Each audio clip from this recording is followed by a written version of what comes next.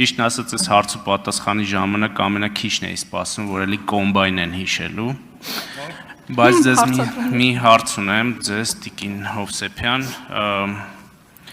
ինչպես եք դուք վերաբերում 2022 թվականի հոկտեմբերի 6-ի Պրահայի հայտարարությանը, որպեսզի իմ ու ձեր միջև կոմունիկացիոն խնդիրներ չառաջանան։ Հիմա շատ հստակ ասեմ դա ինչ է, որ հետո չխեղաթյուրեք։ Եվրոպական քաղաքական համայնքի գագաթաժողովի շրջանակներում տեղի է ունեցել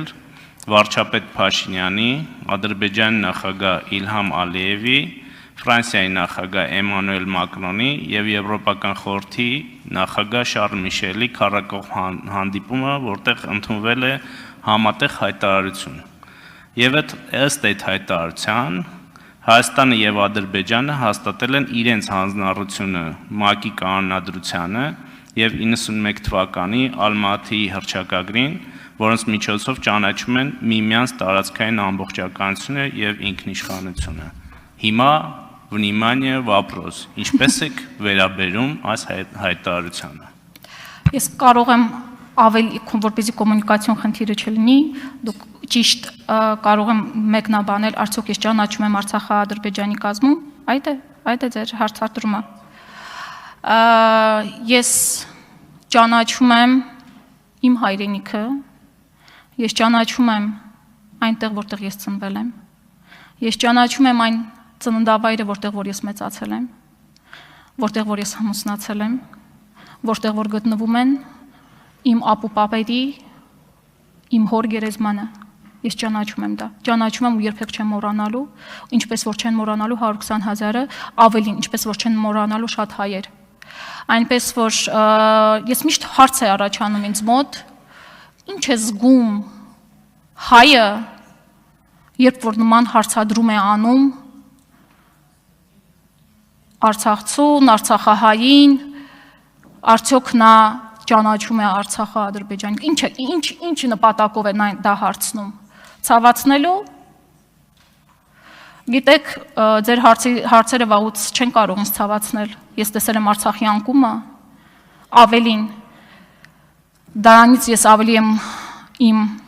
դիմադրողականությունը բարձրացել, բայց ցավացնում է, գիտեք ինչը,